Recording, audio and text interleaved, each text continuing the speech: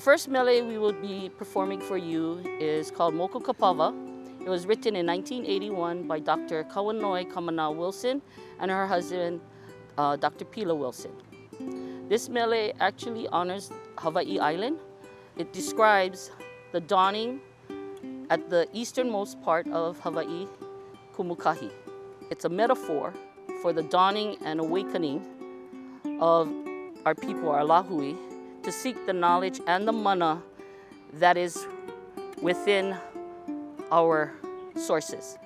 It is to look at what we do, how we honor, and our kuleana that we need to do in today's world, and to activate and elevate ourselves to what our kuleana is.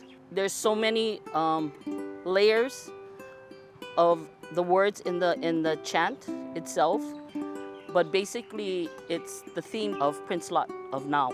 You know, is if we don't malama what we have, it'll not be there. So it's actually awakening ourselves to seek the knowledge that what we can do and gain the mana for us to holomua forward.